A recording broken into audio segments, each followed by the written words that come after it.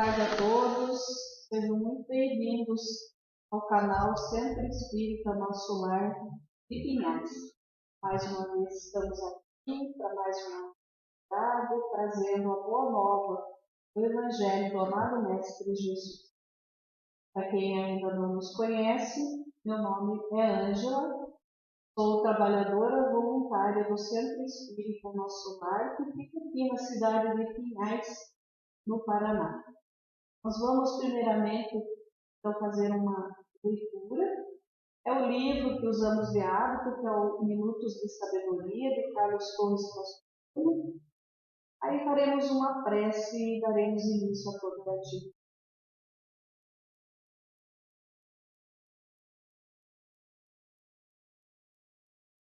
A lição diz assim: tenha cuidado em não magoar ninguém com suas ações nem com suas palavras. Aprenda a dizer o não de tal forma que não o lembre.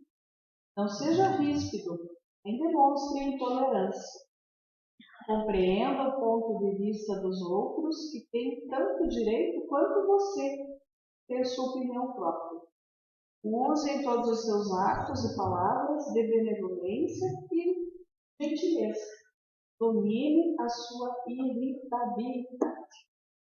Vamos fazer uma prece para serenar as mentes, os corações, nesse momento em que pedimos a permissão para adentrar os seus lares, levando essa mensagem de Jesus. Que Deus, nosso Pai, nos abençoe a todos, que o amado Mestre Jesus, irmão mais velho, amigo incondicional de todos nós, nos defenda, nos ampare, que sejam derramadas sobre todos nós bênçãos de luz, de paz, de amor, de entendimento, bênçãos de alegria. Em nome de Deus, em nome de Jesus, da espiritualidade amiga, da equipe espiritual do Centro Espírita Nosso Lar, que cuida de tudo com muito amor e carinho, nós pedimos a permissão para iniciar a atividade da palestra. Deus abençoe a cada um de nós e que a mensagem toque cada coração. Assim seja. Hoje, quem fará para nós palestra, explanação do Evangelho, trazendo a palavra da Boa Nova é o Cunha. A gente fala José Carlos Cunha, que é o nome dele. Mas falar o nome completo assusta um pouco. Mas o Cunha, como assim é conhecido, já conhecido de muita gente, está aqui então para conversar conosco um pouquinho. Que Deus o abençoe com muita intuição. Fique à vontade. Então, boa tarde a todos. Rogamos a Deus, nosso Pai, que nos abençoe a todos, e a Jesus, nosso Mestre amado, que nos envolva a todos em muita luz, em muita paz e em muito amor. O tema proposto para essa tarde, ele é extraído do Evangelho segundo o Espiritismo, está no capítulo número 7, que é intitulado, que Allan Kardec titulou como Bem-aventurados os pobres de espírito, que é um capítulo que vai tratar do tema da humildade. No item 7 ao 10, o Allan Kardec colocou aqui mistérios ocultos aos doutos e aos prudentes, ou seja, mistérios ocultos aos sábios e aos prudentes. Nós vamos fazer algumas reflexões sobre esse assunto. Eu me recordo, quando eu era jovenzinho, a primeira pessoa espírita que eu conheci no meu local de trabalho, um rapaz, que diante de alguns conflitos que eu tinha à época, a idade de 20 anos, e ele me trouxe consolo à luz da doutrina espírita, porque ele tinha os argumentos capazes de me esclarecer nas dúvidas que eu tinha e que me faziam sofrer tanto. A partir desse momento em que ele dissipou as minhas dúvidas, ele me indicou a leitura do primeiro livro espírita, que foi o livro Memórias de um Suicida, do espírito da médium Ivone Pereira. E a partir desse livro, eu nunca mais parei de ler livros espíritas. O que aconteceu? O que acontece quando nós temos assim o nosso primeiro contato com a doutrina dos espíritos? Nós nos sentimos assim inflamados no nosso mundo mental de questionamentos. Nós queremos saber os porquês da vida. Por que uns morrem cedo, outros morrem tarde? Por que uns nascem ricos, outros pobres? Por que uns são tão bonitos, outros tão sem atrativos? Por que as desigualdades sociais, as desigualdades morais? E a literatura espírita, tão rica através das instruções dos espíritos, através do nosso esforço de leitura, de pesquisa, de diálogo, de busca, nós vamos alcançando o esclarecimento daquilo que nos atormenta, daquilo que mexe com o nosso mundo íntimo. E é tão interessante, porque depois que nós vamos nos afeiçoando à leitura espírita, normalmente começamos por romances, aí chegamos ao livro dos espíritos, ao livro dos médiuns, e depois começamos a nos debruçarmos sobre o Evangelho segundo o Espiritismo, porque quando nós chegamos ao Evangelho segundo o Espiritismo, nós já estamos num momento espiritual em que sentimos no nosso íntimo um chamamento. Nós estamos assim com muita vontade de nos tornarmos homens de bem, pessoas de bem.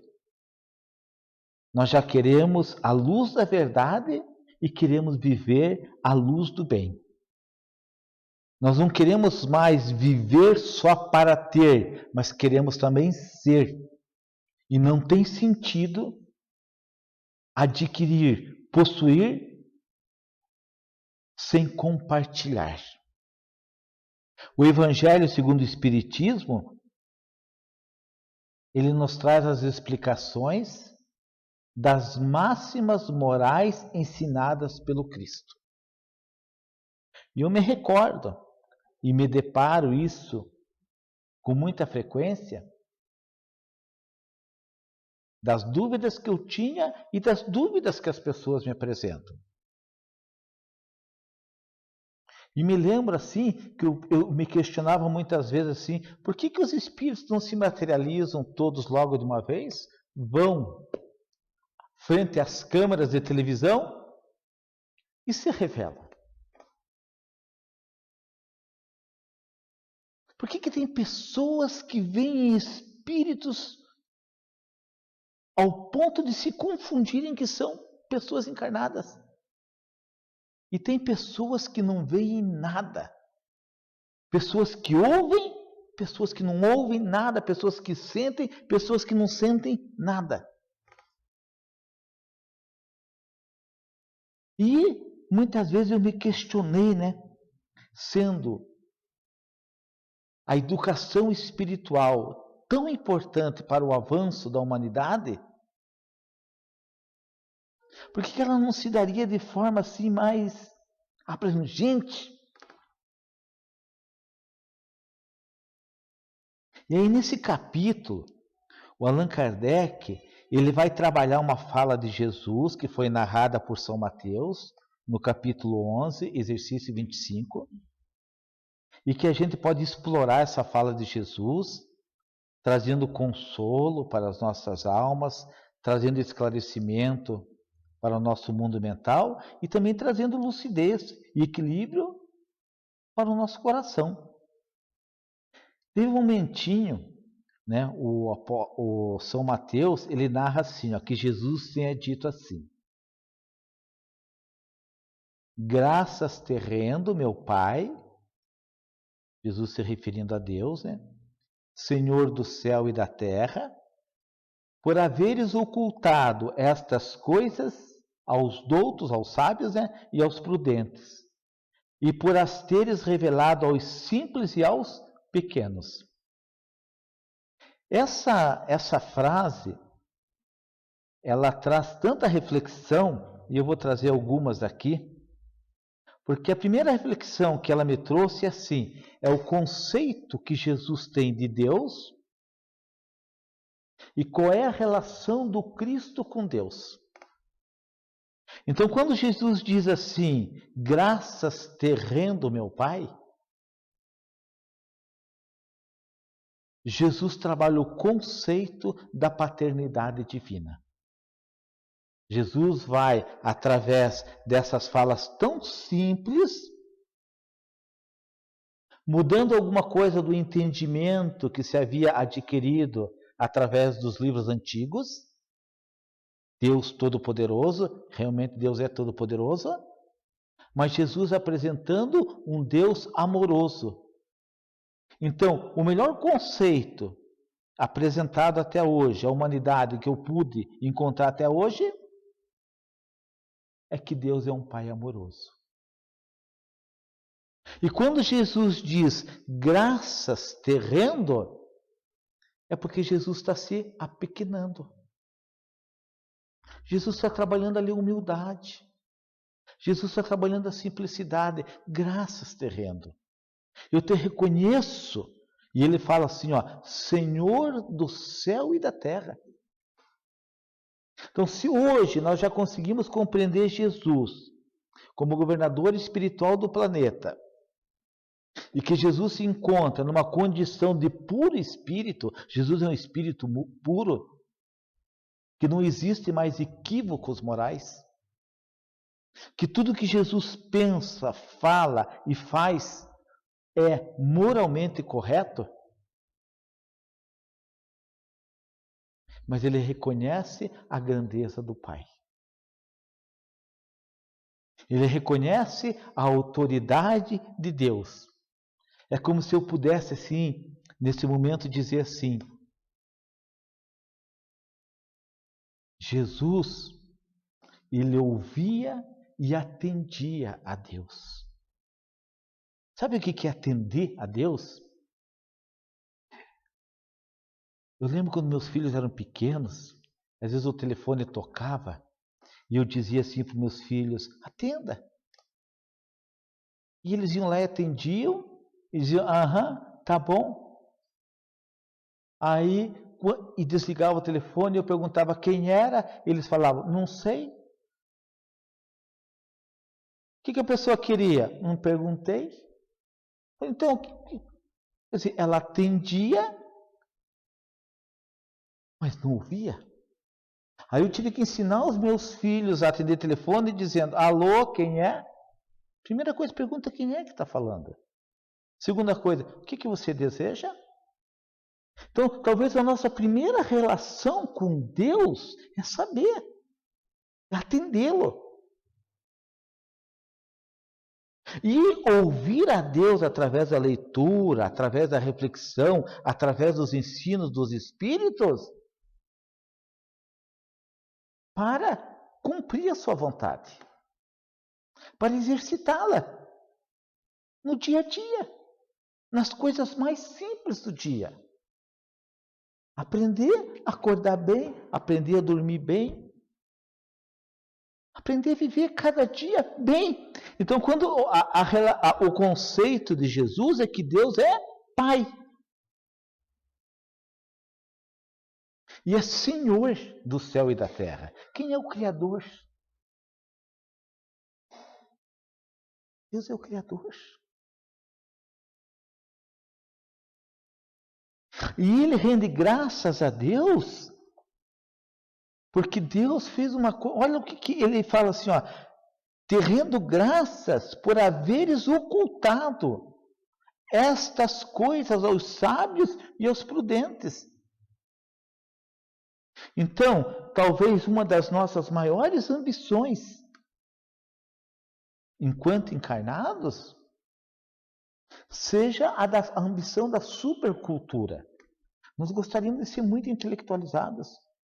Nós admiramos as pessoas inteligentes, as pessoas cultas, as pessoas supercultas. Mas eu vou fazer uma pergunta aqui. Nós confiamos nos homens inteligentes? Nós confiamos.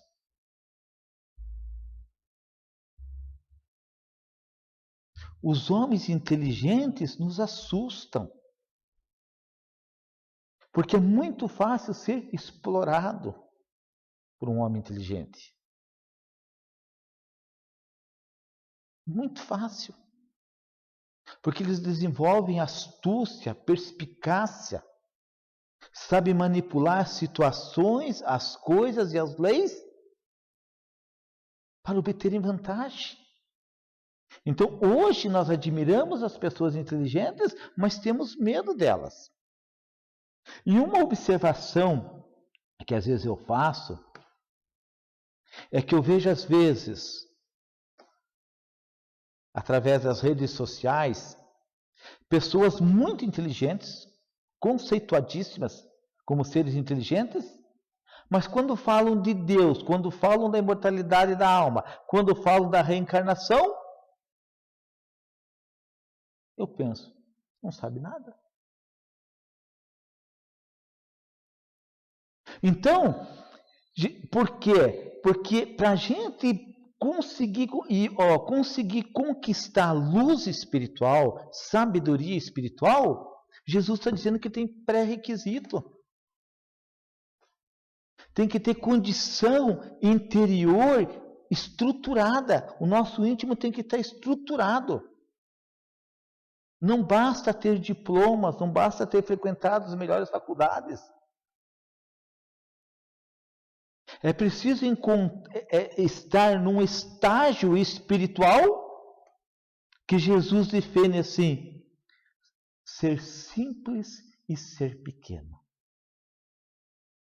E aí um desafio para a gente. O que é essa simplicidade que Jesus fala? Andar descalço, roupinha usada, morar numa casinha pequena. O que é simples?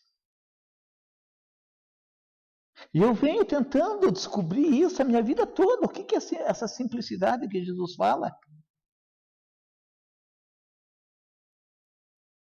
E hoje a compreensão que eu tenho dessa simplicidade é a pessoa que consegue se distanciar da vaidade pessoal, do orgulho, do ego doentio.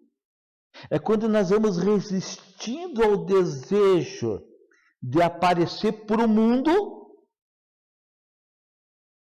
mas o desejo de aparecer para o Cristo, através do sacrifício, da renúncia, através da bondade, da paciência, através do perdão, da tolerância, através do trabalho honesto, do estudo edificante. Então, se hoje, quando eu faço as minhas reflexões, eu percebo em mim ainda pouco conteúdo espiritual, é porque ainda eu possuo pouca simplicidade. Porque à medida que essa simplicidade ela for se instalando no meu íntimo, eu vou enxergando a luz da verdade, a luz da sabedoria nas coisas mais simples da vida. Eu aprendo com a água do rio. Eu aprendo com o voo de um pássaro. Eu aprendo com a fala de uma criança. Eu aprendo com a natureza. Eu aprendo com o outro. Então, quando nós vamos conviver com pessoas que se creem maiores, poderosas, superiores, porque detêm algum conhecimento, a gente vai percebendo que essa pessoa realmente ela anda à nossa frente. O orgulhoso, ele consegue andar à nossa frente por algum tempo. Mas como ele depende somente dos seus potenciais e não aprende mais com ninguém, a sua caminhada vai ficando lenta, o humilde vai alcançando, passa e dispara lá na frente, vai embora.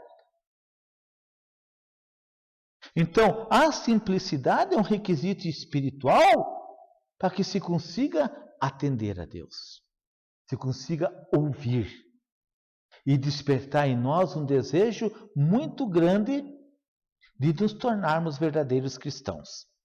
E ele fala assim, aos simples e aos pequenos. E aí eu fiquei pensando assim, poxa, os baixinhos se deram bem, né?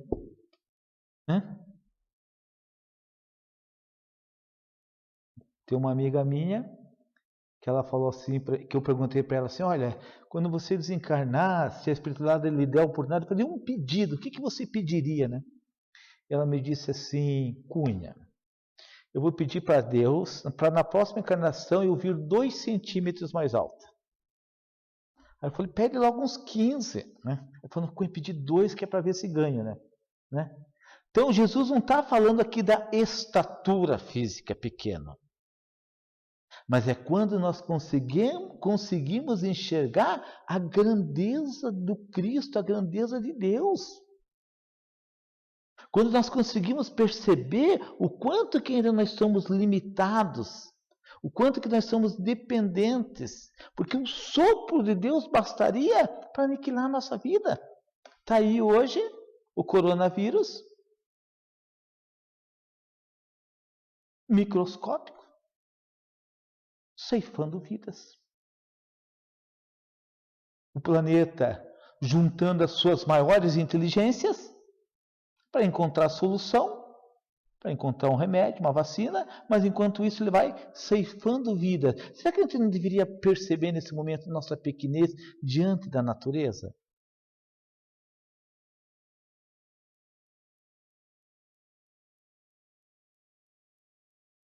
O nosso retorno ao lar, o nosso retorno à convivência familiar.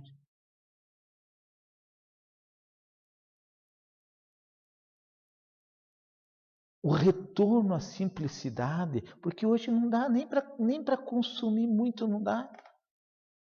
Nós estamos fazendo um resgate forçado para a simplicidade.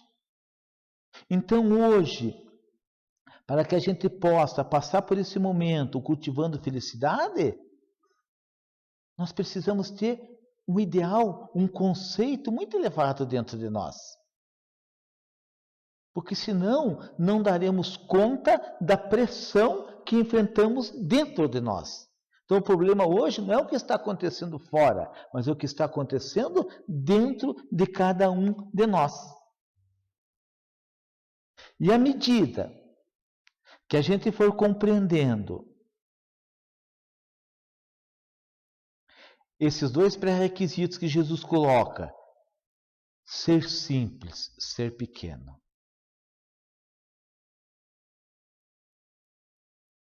Que a gente vai vencendo a vaidade, vai vencendo o orgulho.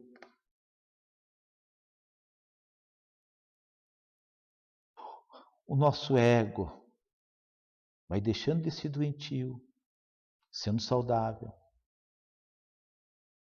Nós estamos nos colocando no tamanho certo, como filhos de Deus, irmãos do Cristo. Diante dessa proposta, a gente começa a enxergar todos os seres humanos como nossos irmãos. Começamos a desenvolver assim uma fraternidade universal.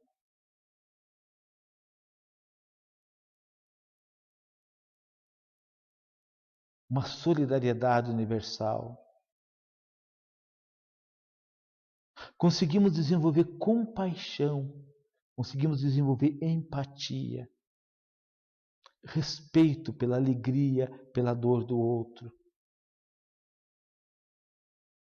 Sem aquela busca louca, desenfreada, de ser melhor que o outro, de ser maior que o outro. de aparecer mais que o outro, de ostentar mais que o outro, mas simplesmente num processo de autoaceitação. Eu nasci no lugar certo, eu nasci na família certa, eu tenho a profissão certa e eu posso ser muito feliz com tudo que eu tenho, com todas as pessoas que eu convivo. Eu vou parando de oferecer à vontade divina a resistência e começo a aceitá-la. Eu aceito.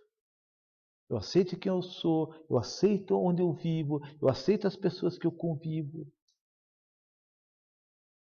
E quando nós vamos assim, conquistando essas qualidades, imagine a qualidade dos espíritos que vão passando a nos instruir, a nos inspirar, a nos amparar na vida. As portas da sabedoria vão se abrindo. Nós passamos a ter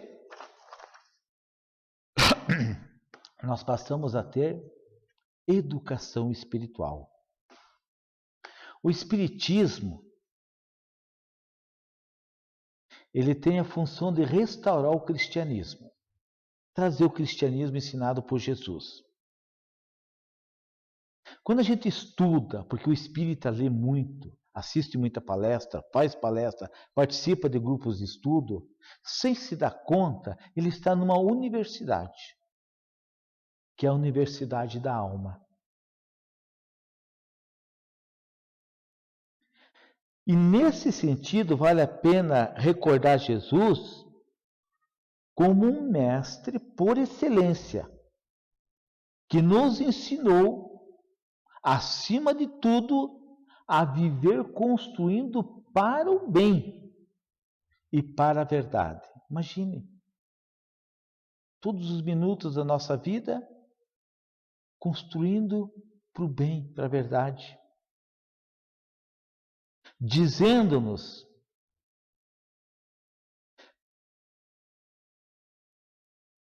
que para o nosso mundo mental ser transbordante em alegria, é preciso que o nosso coração e os nossos sentimentos também sejam muito grandes. Porque nós só conseguimos dar para o nosso próximo aquilo que já temos dentro de nós mesmos. Ao homem orgulhoso, ao homem vaidoso, muitas portas estão fechadas. Para aqueles que são simples e pequenos, as portas da sabedoria estão abertas. Que Deus, nosso Pai, nos abençoe a todos e uma ótima tarde a todos.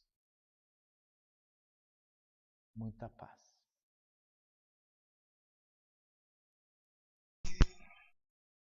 Agradecemos ao Cunha, agradecemos a todos que permitiram que entrássemos em seus lares através desse canal, dessa ferramenta que a internet disponibiliza para todos nós. E esperamos que essa fase de pandemia, de isolamento social, logo passe, logo acabe, para que possamos estar juntos novamente no nosso lar, nos confraternizando, nos abraçando e nos encontrando. Então, agradecemos a Deus por mais essa oportunidade de estarmos juntos e fazermos a prece, agradecendo a esse Pai amado, a Jesus, nosso Mestre querido, a espiritualidade amiga que nos envolve e que nos cuida, para que possamos guardar nos nossos corações os ensinamentos que foram repassados. Que as bênçãos do alto preencham os corações de paz, de luz e de muito amor. Agradecido por tudo, nós encerramos as atividades deste dia. Que assim seja. Que assim seja.